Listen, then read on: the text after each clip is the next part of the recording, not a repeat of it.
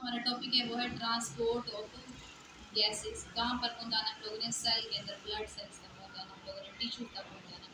सबसे पहले हम लोगों ने डिस्कस करना है कि ब्लड सेल्स होते क्या हैं हमारे पास। एक होता है ब्लड सेल्स हमारे पास और दूसरा होता है प्लाज्मा। जो ब्लड सेल्स हैं इसके अंदर तीन इसकी डिवीजन होती है हमारे पास। एक होता है हमारे पास आरबीसी जिसको हम लोग रेड ब्लड सेल्स कहते हैं। उसके बाद फिर हमारे पास आता है डब्ल्यूबीसी जिसको हम लोग क्या कहते हैं? ल्यूकोसाइट्स। फिर हमारे पास आता है प्लेटलेट्स आ रहे होते हैं। ठीक है, अब हमारे पास क्या होता है? ये तीन हमारे पास क्या है? रेड ब्लड सेल्स की या ब्लड सेल्स के कंपोनेंट्स होते हैं। बेसिक सेल हमारे पास क्या है? बेसिक फंक्शनल यूनिट है हमारी किसका? बॉडी का। जब तक सेल नहीं होगा हमारे पास हमारी बॉडी क्या करेगी? वर्किंग नहीं करेगी। अब इस सेल को एक्टिव रखने के लिए और अलाइव रखने के लिए हमें क्या चाहिए होती है? ऑक्सीजन चाहिए होती है। ऑक्सीजन क्या करता है हमारे पास? ऑक्सीजन रेस्पिरेशन के अंदर हेल्प करता है, टिश्यू को जाके क्या करता है? अलाइव रखता है, सेल को अलाइव रखेगा। आरबीसी के साथ बाइंड करता है वो। और क्या होता है हमारे पास? ये फंक्शनिंग परफॉर्म कराता है हमारे पास सारी बॉडी को। ठीक है, नेक्रोसिस से बचाता है आपको। ठीक है, अब क्या करना है हमारे पास? ऑक्सीजन को ट्रांसपोर्ट करवाना है हम लोगों ने इन सेल्स तक। अगर ऑक्सीजन ट्रांसपोर्ट कम होगी, ऑक्सीजन अपना मेजर रोल प्ले करती है। ऑक्सीजन क्या है हमारे पास? जिंदा रहने के लिए हमें क्या चाहिए? सांस से चाहिए होती है ना, और सांस किससे हमें चाहिए होती है? ऑक्सीजन से। इनहेलेशन के प्रोसेस में क्या होता है कि CO2 ले रहे होते हैं और हम लोग O2 ले रहे होते हैं और CO2 को एक्सपेल आउट कर रहे होते हैं। अगर हमारे पास O2 ना हो, O2 की एब्सेंस हमारे पास, तो वो क्या करेगी? डिफिकल्टी इन ब्रीदिंग कॉज करेगी। जब ब्रीदिंग में डिफिकल्टी होगी आपको, रेस्पिरेटरी मसल्स को ऑक्सीजन नहीं मिलेगा। जब ऑक्सीजन नहीं मिलेगा तो मसल्स की डेथ होगी। इसी तरह से एक जरा हमने एग्जांपल दी थी कि अगर आपको कोई इंजरी हुई है, कोई कट लगा है, ठीक है, उस एरिया के ऊपर क्या होगा? हमारे पास ऑक्सीजन की डेफिशिएंसी होगी, इस्कीमिया डेवलप होगा। इस्कीमिया कहते हैं वो चीज़ जो डेड होना स्टार्ट होती है, सिकुड़ना शुरू होती है। जब इस्कीमिया डेवलप होगा हमारे पास तो नेक्रोसिस होगा। नेक्रोसिस डेवलप होते हैं हमारे पास तो सेल की या टिश्यू की क्या हो जाती है? एट द स्पॉट डेथ हो जाती है हमारे पास। और फिर वो जख्म हमारे पास क्या होता है? कभी भी हील नहीं होता, वो पार्ट क्या हो जाता है? हमारे पास डेड हो जाता है। इसकी जनरल एग्जांपल हम लोग ने दी थी कि जो डायबिटिक पेशेंट होते हैं हमारे पास, उनके अंदर डायबिटिक फुट अल्सर बहुत ज़्यादा कॉमन होता है न्यूरोपैथी की वजह से ना। ठीक है, पेरिफेरल न्यूरोपैथी की वजह से। अब क्या होगा? उसके पाँव पर कोई कट लगे, वो हील नहीं होगा हमारे पास, क्योंकि हीलिंग का प्रोसेस वहाँ पर क्या हो जाता है? स्लो हो जाता है या एब्सेंट हो जाता है हमारे पास। तो हम लोग क्या करते हैं वहाँ पर? O2 नहीं पहुँचेगा, O2 नहीं पहुँचेगा तो पूरा नेक्रोसिस और इस्कीमिया का प्रोसेस डेवलप होगा। जब नेक्रोसिस डेवलप होता है हमारे पास तो टिश्यू की या सेल की उस एरिया में क्या हो जाती है?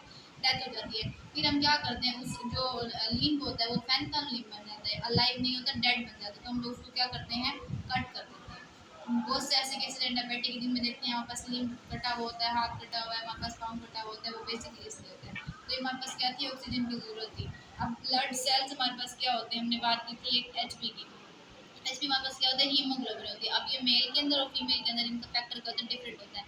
मेल के अंदर नॉर्मल एसिड होती है 16 मिलीलीटर और फीमेल के अंदर कितनी होती है? 14 मिलीलीटर। फिर हमने पढ़ा था कि standard error of mean SCM पढ़ा था, +-5 का इसमें हमने डिफरेंस पढ़ा था। अगर हम लोग फीमेल की बात करें, 14 में से +-5 करें तो हमारे पास 8 बचती है।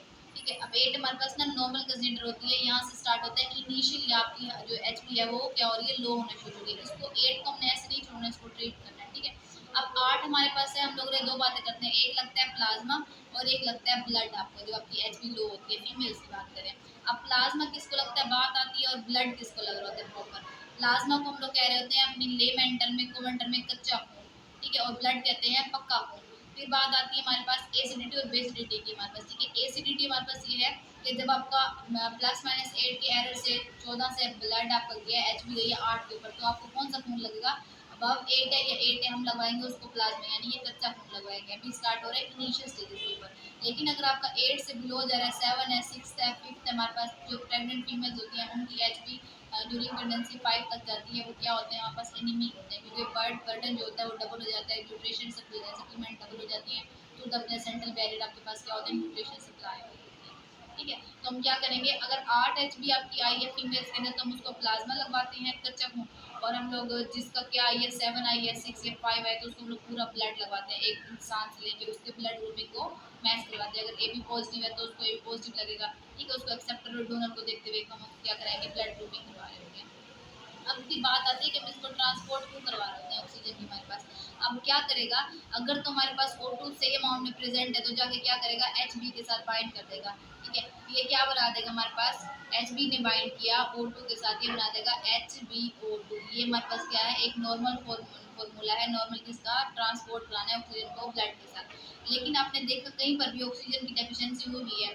अगर तो ऑक्सीजन नॉर्मल अमाउंट में प्रेजेंट है तो एचपी के साथ बाइंड करता है, सेल्स के साथ बाइंड करेगा, अपने फंक्शन परफॉर्म करेगा। लेकिन अब जैसे वो एनीमिक हो रहा है तो क्या होगा, ऑक्सीजन के बॉन्ड जो होंगे वो ब्लड सेल के साथ वो ब्रेक होने शुरू हो जाएंगे, ऑक्सीजन वहाँ पर जाके बाइंड नहीं करेगा हमारे पास, ठीक है, लेसर अमाउंट में बाइंड करेगा या बाइंड ही नहीं करेगा हमारे पास, ठीक है। तो हमारे पास क्या क्यों जरूरी है ऑक्सीजन, अपने सेल्स को एक्टिव रखने के लिए और एक्शन परफॉर्म करवाने के लिए डेली बेसिस के अंदर, आरबीसीज को अलाइव रखने के लिए, जिनका नॉर्मल साइकिल होता है 120 डेज का, ठीक है। 120 दिन के बाद ये जाके स्क्रीन के अंदर सेटअप होते हैं, फिर नए की रीजनरेशन हमारे होती है। तो ऑक्सीजन की अभी हम लोगों ने सिर्फ गैसेज एक्सचेंज पढ़ना था, आज हमने किया है सिर्फ O2 की एक्सचेंज। नेक्स्ट हमारे पास टॉपिक होगा CO2 का ट्रांसपोर्ट कराना है हम लोगों ने ब्लड सेल से टिश्यू तक पहुँचाना है हमारे पास, ठीक है।